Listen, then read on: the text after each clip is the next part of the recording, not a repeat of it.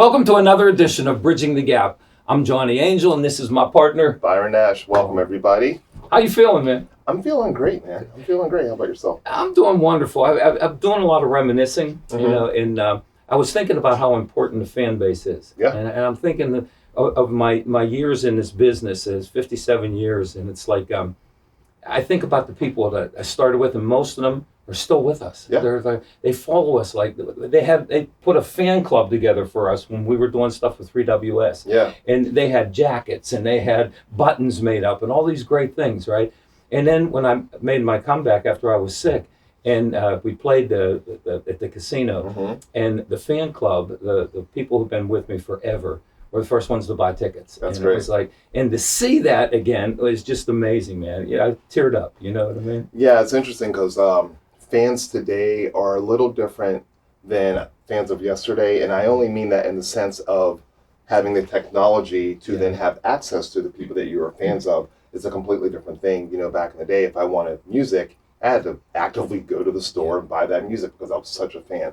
Or go to this store, get this magazine, and then look at the address in the back, and then mail a letter off, hoping that in 3 months that I would get that. But no matter what the technology or the access is to the music and the artists, I think the fans are still always the most important thing, and that's going to keep evolving.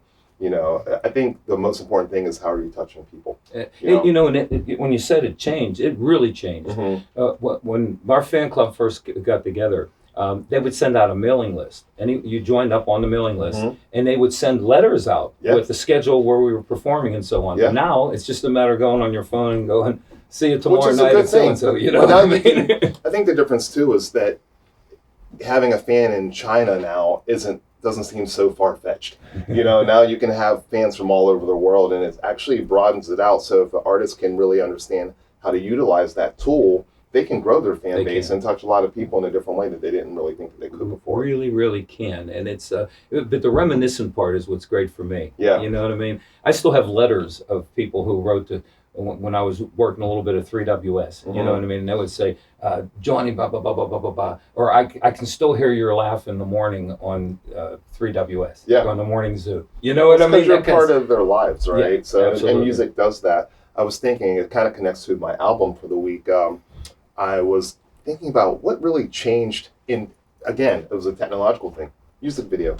MTV had such an impact on how we listened to music, how we viewed our artists and whatnot. Yes. So my record of the week is Billy Idol, Rebel Yell, and he was a huge part of that early sort of explosion of music videos where you got to really see the artist. And those videos painted the picture of what you thought the song should sound like. Absolutely. Other artists like Michael Jackson, Madonna, all those people helped really blow that up. But I also really love Steve Stevens, who's a fantastic guitar player. But this is another example of something coming along, kind of being a disruptor, but changing how we can get the music out to the people. So, and Billy Idol was kind of cool because it became a movie star after that with Adam Sandler. yeah. But my album this week, it leads me into something because it especially makes me think of our next guest, and I'm talking about Rick Witkowski. But before I do that, and this will make more sense in a minute, but my album is It's a Beautiful Day. Now, this is one of those groups that I'm not so sure that everybody who collected knew a lot about this group because they didn't get the limelight that a lot of the groups from that era got. But if you collected it and you were at a party and you started playing it, and they're like, who's that? You know what I mean? And it sticks with you the rest of your life. You know what I mean? And we're going to tell you a story about this whenever Rick comes up. What kind of music is it? It's cool.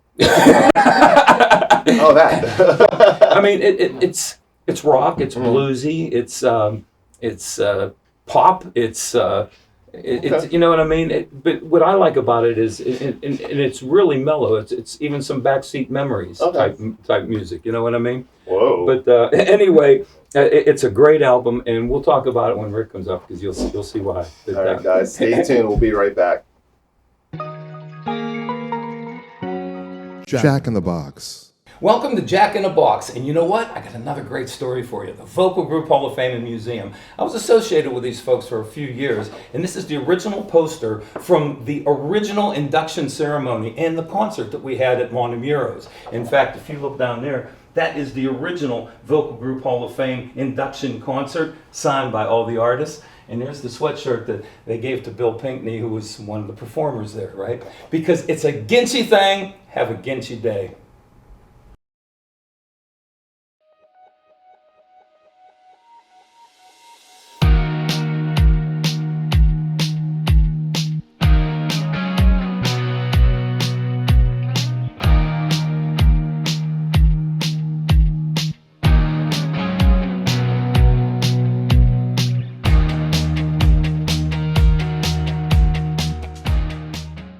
Welcome back. We're sitting here with my dear old friend talking about Rick Witkowski. Rick, I'll tell you what, man. Oh, and by the way, you just met Byron too, so it's just pleasure. Welcome to the show. Thank you. Thanks for having me. I love this because of the memories that we have about some mutual friends and things like that. At some point, I want to talk about your involvement with B.E. Taylor and that. But basically, what I want to do is go back and let everybody know your full career and what you do now, as far as your recording studio and the groups that went on to stardom and so on, right? Wow. Where did you actually start? Well, I grew up in Weirton, West Virginia. Yep. Still living there now today. Right. Gee, I started playing.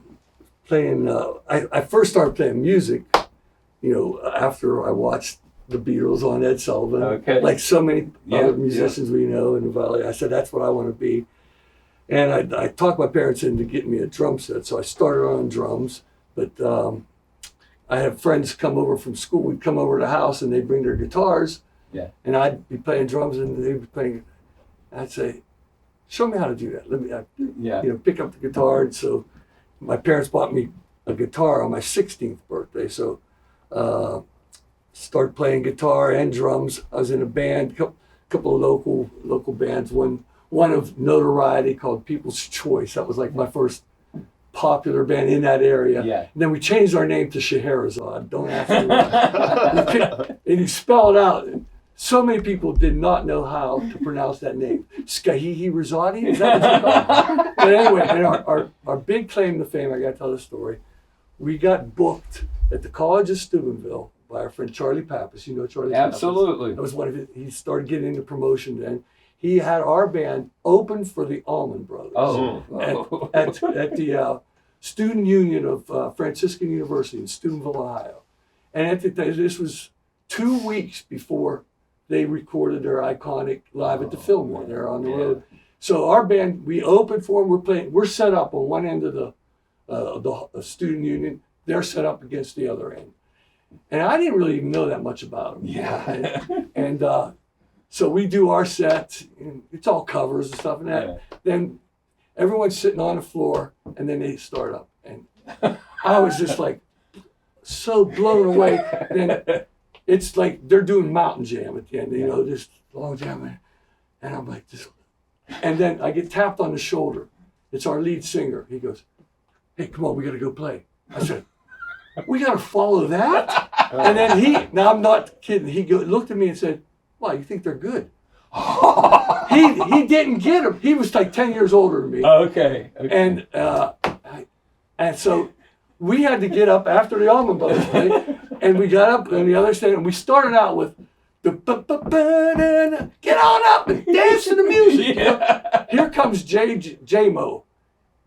Walking out, he brought a conga drum. He sat down next to me. I was playing drums. He goes, I hope you don't mind. I got to keep playing. So he sat there next to me, and I'm like, this is fun. Hey, he's playing. So my famous story with that, I opened and closed. That's great. Yeah, that was, and so that band turned into, there was just a bunch of different configurations. There was a band called Universal Joint. There was a 8-piece horn band. Yep. And then I was working in a music store in downtown Weirton, one of my few jobs I ever had. And in walks this guy, big long trench coat, his hair out to here, sunglasses on, did not look like he's from Weirton, West Virginia. Yeah. He had a composition book in his hand. And he was looking around the store. He picked up a bass, plugged it into an Ampeg SVT, big amp, and started playing do do do do do do do do do do do. I'm sitting the Grand Funk Railroad, the Yeah. Closer to Home. Yeah. And he nailed it. You know, it was like, so I walk over to him. He introduced himself. He said he's originally from Weirton. He said he's been traveling around the country writing songs. And he went when to start a band. He says, anybody would like to start a band? And I said, I'm in. So that happened to be John Palumbo, who was the principal writer of Crack the Sky, I'm still very good friends with him. Yes. And so and then that band, we did a couple albums, and we got signed to a label, and I moved to New York City. And then when it came time for the third album, he left the band. He was just having issues with dealing with loud guitars and stuff. He wanted to be Randy Newman. He said, I just want to write for myself. And so he took a hiatus, and we brought B.E. Taylor up to Bearsville, New York, because we were supposed to record our album there.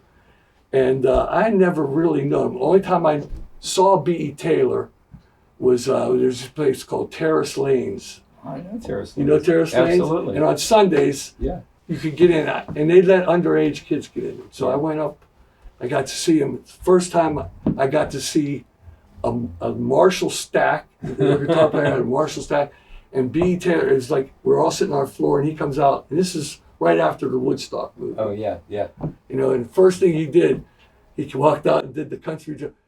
Give me an F. I'm 16 years old, but he had the crowd in the palm of his hands and stuff. Yeah. And then years go by, and then he was like the big voice in the area. And when we're up in New York, like, well, who are we going to get to sing? So we brought him up to New York, flew him in, and he stayed in Bearsville for like a month. We cut like 5 songs, but when it came down to it, time to join the band, it just wasn't the right fit for him. He was into his blues thing, and he was a Christian rock. Yes, he was. And he said it just wasn't the right fit.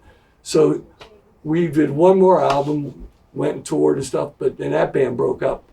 And he was back home with our bass player and drummer. They went back to West Virginia, and they started playing with B.E. Taylor and Sage. Yes. And they were trying to get me to come back and join the band, and I wanted to live in New York City. So we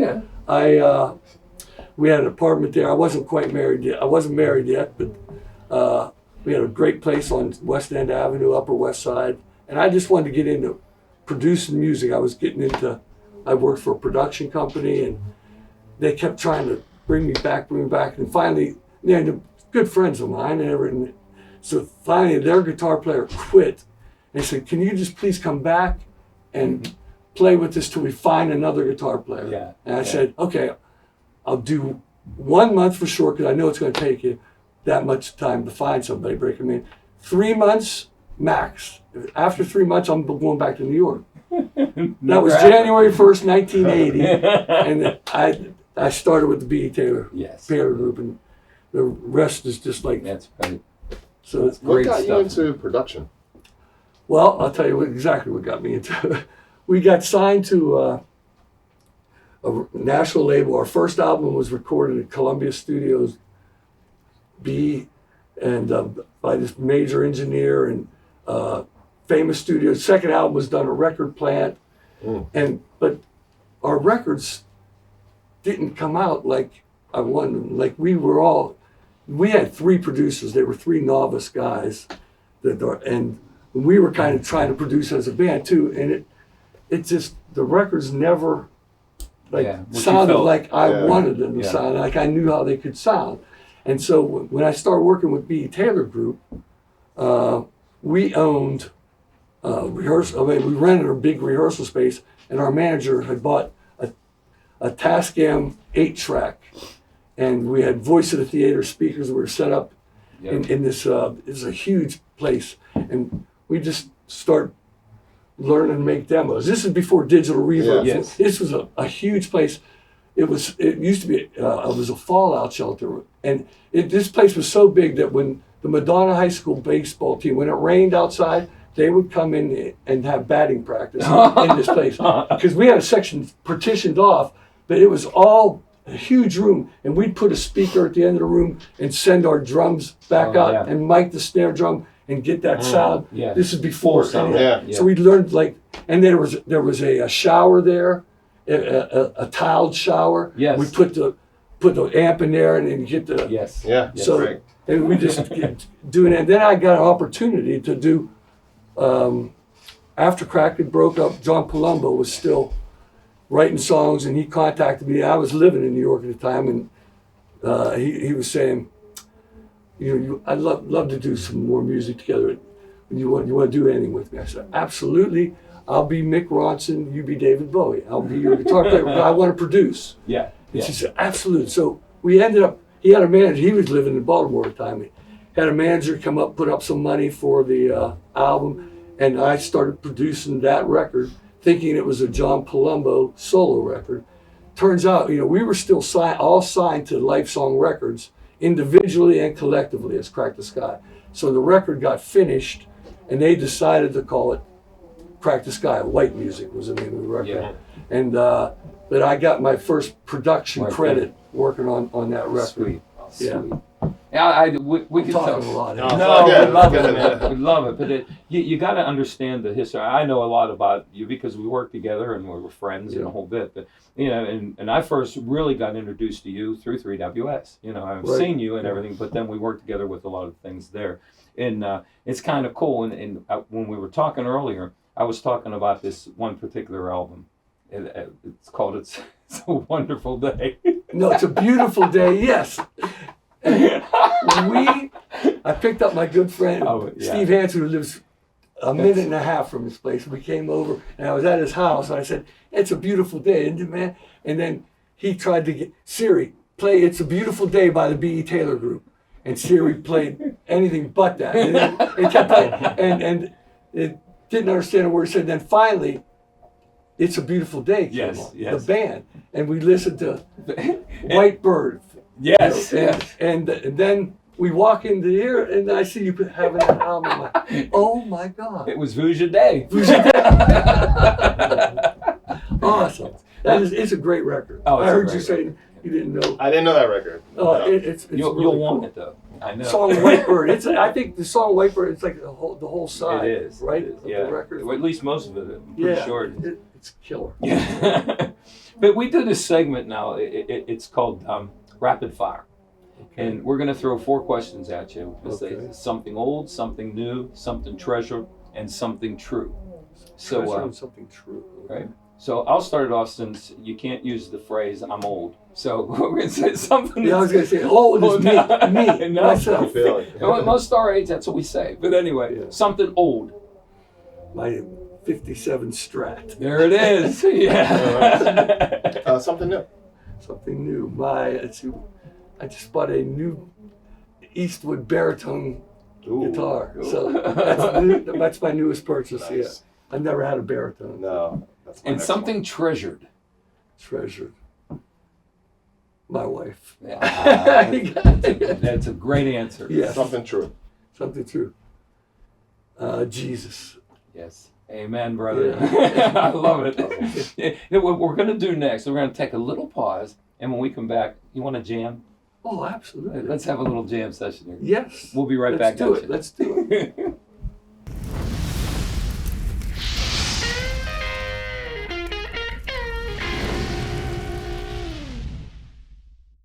Welcome back to Byron's Bodega, everybody. I wanted to share with you something I'm super stoked about, which is my Michael Jackson Thriller 25th year anniversary picture disc vinyl, as well as my Jackson's picture disc. These were kind of out around the same time. As far as this tour was kind of like right before Thriller came out and just kind of took over the planet. But these are great collectibles as a vinyl head and crate digger. I've just always had a thing about the artwork, so having a picture disc vinyl just takes it to the next level.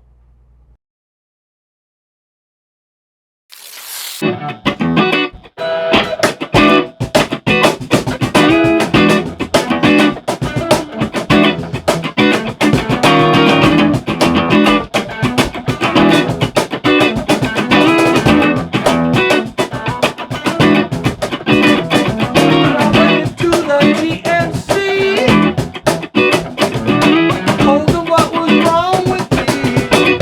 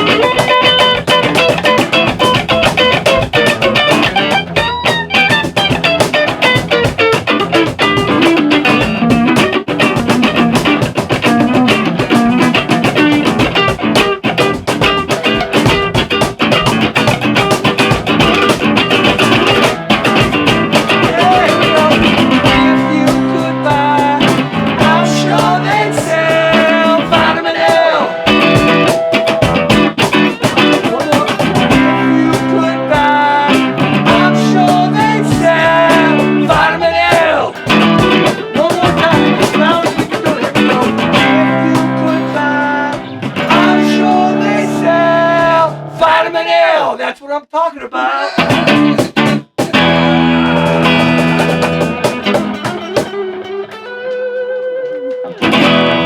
Yeah. Loved it, Ricky. Peace and love to everybody. Peace and love Killed to it, you. brother.